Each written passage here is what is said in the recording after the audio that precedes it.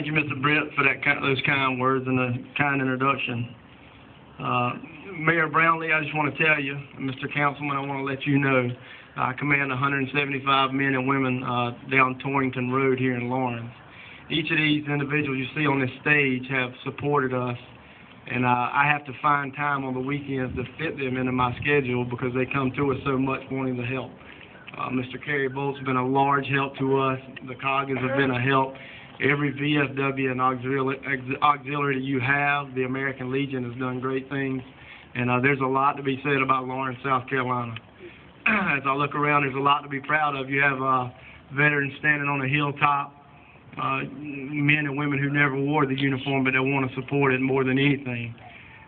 Some of my message that I'll speak about today is what we see right here in front of us, and that's the mentorship and guidance for young men and women to further out what we need to do in our country. I want to start by saying this morning, I'm humbled to stand before you. Each and every day I wear this uniform, and I'm told thank you for what I do. I can't go anywhere around South Carolina that I wear a uniform into a store, any type of business or anywhere without somebody grabbing me saying, hey, thank you for what you do. Well, I want to tell you, ladies and gentlemen, thank you for letting me do what I do. I'm humbled and honored to stand here before you today. I just want to say thank you for letting me serve this country, and thank you for continuing to support our country. Again, I just want to say thank you for inviting me to speak this morning. I didn't know it'd be a crowd like this. I thought maybe I'd be sitting in the VFW somewhere or something like that. But this is wonderful. What a beautiful morning. Can't think of a better day for Veterans Day, and just the environment that we're in. This is really something for Lawrence County to be proud of. I believe in my heart today that if I stood before you and I said, just continue to the veterans to say thank you, and I read you poems like the past, I wouldn't do justice for what I need to do today. What I have come to do also is let you guys know that I'm going to present a challenge to each and every veteran and everyone that wants to support the United States throughout what we do. There's a reason why everyone's here today. A lot of you didn't have time to be here. A lot of you had other things going on. The key important thing is that you made time to be here. And that's what we do as Americans. We make time to do what's right. As you all know, our country right now is in one of the most volatile times that this nation's ever been in. Our military has spread thin all over this world fighting a war on terror and mentoring other countries to be like America. It's not hidden in America right now. We have major violence in cities. We have political battles going on. We have huge budget cuts in areas that we can't afford to take budget cuts in. And quite frankly, we have adults that are supposed to be acting responsible as mothers and fathers acting as children. Every bit of these actions that I'm talking about leaves this country that could send us down in a downward spiral. What I want to challenge you guys today is the war that I'm talking about is on our home front right now. And that's bringing the values and restoring values back to the United States. We can stand here and continue to say thank you to the veterans, and you can't say it enough. And all veterans, I hope that you have heard it and heard it and heard it over again. But the message I want to bring to you today is that we have to restore values in this country right here. And it starts with the role models standing on top of that hilltop right there that served in the United States military. It starts with me. It starts with everyone who had the warm heart to show up here today.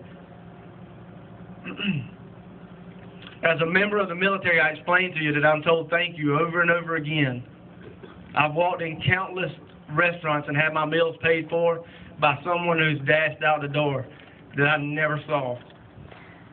What disturbs me and what keeps me awake sometimes at night is knowing that we have young children in these schools that go home in the evenings and they don't know that somebody loves them.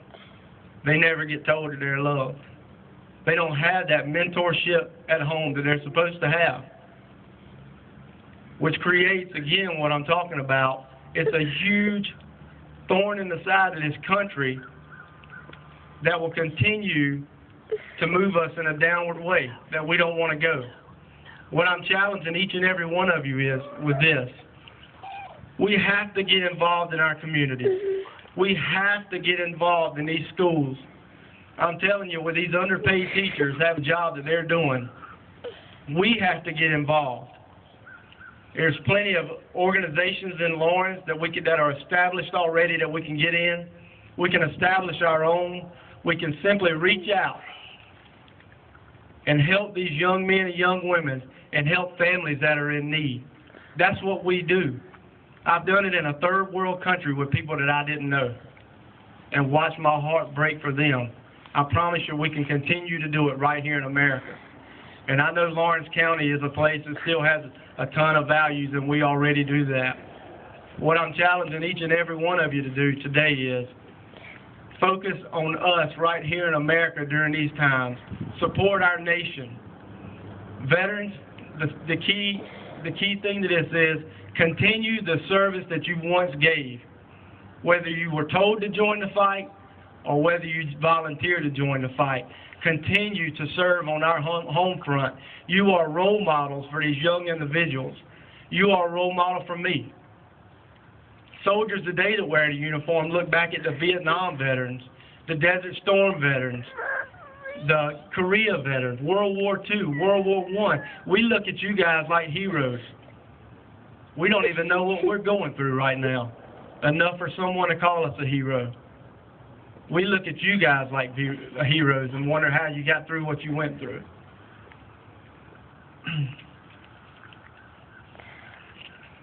The challenge that I present to you today again is to focus on what we have right here in America, to restore our values and never forget what this country was founded on. Our forefathers that gave to us what we have today, the freedom to be here. Some of them with bloodshed and some of them that never come home.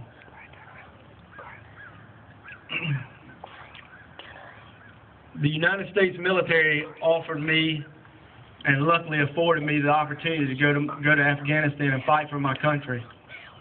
And it was an opportunity because I put my right hand in the air and they said, "You're qualified," and I said, "I want to do it." It was an opportunity for me. I was so fortunate to be able to go out through all the days of Afghanistan, and luckily in my job it just wouldn't have fit for me to sit over in a building somewhere behind a computer.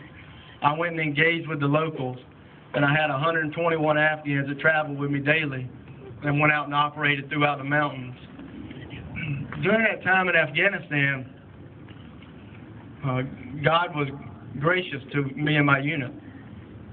I had 2 Americans that were seriously wounded, and no Americans died while we were there on our team.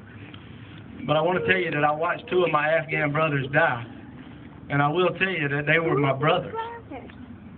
I was asked to mentor those guys. And being from a country and being from a family that teaches you to put others before yourself and teaches you to love everyone, because there's a good book out there that tells that that's the right thing to do. Put others before yourself simply. Care for everybody. Learn to care about them whether you know them or not. I watched those 2 Afghans die in Afghanistan, and I'll never forget it. If I cared for Afghans that much, it's unlimited what I can bring back to America and care for Americans and continue my service here on the home front. I want to say to everyone today, our number 1 priority here today was established for us. We didn't have to establish it. We must remember the fallen and pray for their families. I can't help but think, when I rode by today, I said, wow, that's pretty fitting. If I look up on that hilltop right there, I can assure you there's veterans laying in that grave somewhere. They paid the ultimate sacrifice for this country. They made an eternal investment for this country. And when they did it, none of them ever thought that anybody standing around here today or anybody else that was willing to fight for this country would ever let this country falter. We owe them our blood, our sweat, and our tears. Basically our hard work to restore values. Veterans and all Americans before me today who still do and have always supported us, I want to personally tell you from my family that we love you and we thank you for what you've done. Myself and all veterans have to always remember this key thing, and anybody that ever steps into this United States military, it is not a right to serve in the United States military. It is a privilege. It is a privilege. Veterans, you have a title out beside your name that less than 10% of Americans have. That's military veteran. I pray that God has all veterans and has and will bless your life. Thank you for your courage. Thank you for your bravery. And thank you most importantly, thank you for your selfless service. May God bless you all. Thank you.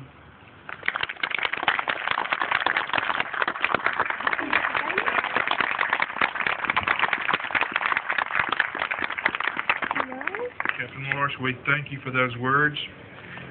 We know that each one of us will take them and cherish them.